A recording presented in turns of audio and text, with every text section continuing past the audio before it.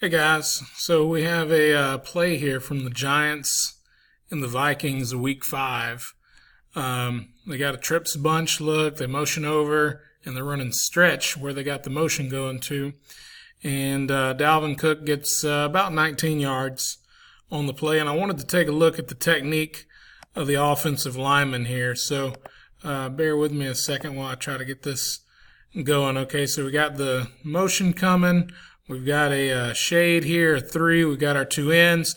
Our linebackers are in a little bit of confusion. And by a little bit of luck, they're motioning or bumping back away. They had a guy running in man with the motion guy. And then the linebackers bumped over and realized they shouldn't have. So they're trying to go back. So they end up in pretty good position as far as the play call goes, the offense does. Okay, so see, yeah, they're trying to motion, and they realize they got to go back the other way. So the thing I want to point out first is the offensive line play here. So the center, he's got to try to get his head over to the right here, to the offensive right. Right now his head's behind. He's going to get a little bit of a hand. I think he can get a little bit more from this guard. Here, so he's trying to get over. He gets in the backfield a good bit. 90's working him good, but now we finally get, well, we had it. I lost it a little bit here. Let me see if I can stop it at the right time here. Okay, so right here, now we've got the balls coming out here. We've got his head between the defender's head and where the ball is going to be.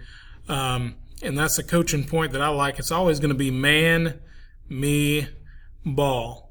And if you're a defender, it's going to be the same thing. You want to get between the blocker and the ball carrier, so it would be man, me, ball, same thing. So we get him getting across here. He did a good job. He does get pushed into the backfield, but he holds his block, gets by, so it doesn't really matter, how ugly it looks. It was an effective block. Okay, now let's look at some of these other guys. All right. So let's look at the play side tackle. Okay, he's going to take a drop step here, I believe. Okay, so yeah, he's dropping, or some people call that a bucket step. Okay, and he's working outside. Any well-coached defensive end is going to try to stay outside and not get reached. So he's going to widen out with the play. And he's working him. The thing I like about it is the shoulders here. You see his shoulders and the shoulders of the running back are essentially the same. They are parallel to one another. Okay, so that gives the running back an opportunity to cut off of him. Now, the reason why that's important is if he were to have his shoulders turned perhaps this way, blocking him straight out to the sideline, or have him completely hooked, pinning the defensive end inside, then that defines the block for the running back, meaning there's only one way the running back can go and that block be right. In which there's a time and a place for blocks like that. But on the stretch here, I think it's a good job to not end up in that position. The running back, if he has too much pressure out here, he can go outside or he can cut inside the way that he does right here. I think that's a great job. Now let's go back, look at the guard here.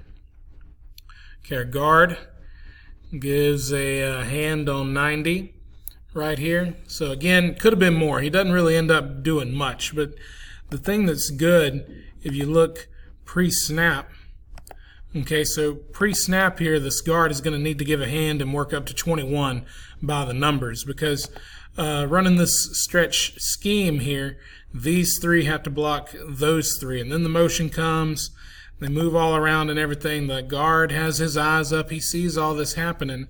And right here, when they start running back, well, suddenly he knows that he doesn't have anybody else out here.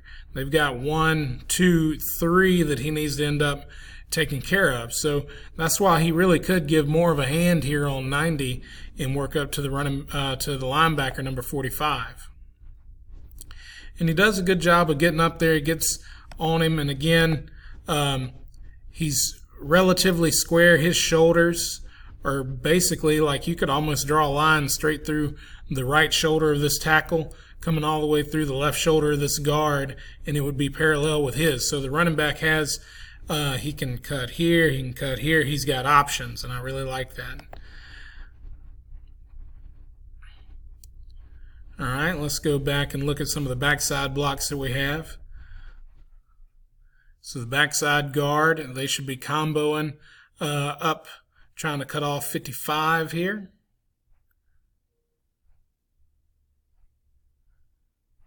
Okay, so we get a little bit more of a hand. We can see him stopping him a little bit. And he knows that his guy is back. Okay, so he knows that they're comboing. Again, 55, we know. Let's see if we can get these guys out of the way a little bit.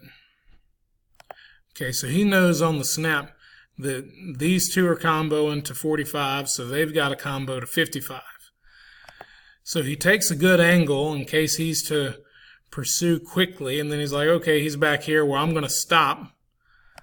And the thing I like about him stopping here and peeling back on him is it gives more room. If he had kept on this angle, two things. He would have taken up some of this running lane that the running back has, that Dalvin Cook has, and secondly, 55 would have a chance to undercut him and go backdoor like underneath and behind him.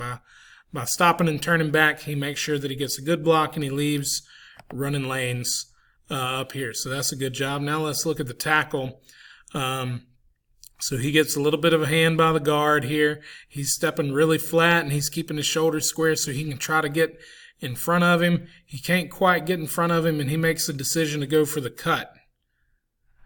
Okay, so he's trying to reach and get to the play side shoulder, the play side pec here. He can't quite get there. He waits on his guy to gets disengaged, and he goes for the cut and doesn't cut him, but he gets him to slow down just enough and put his hands down that he's not able to make the play on the running back. And by our little fullback tight end guy here, he's doing essentially the same thing the tackle is. But he knows, because there is a size mismatch, he knows 100% the whole time that he's going for the cut.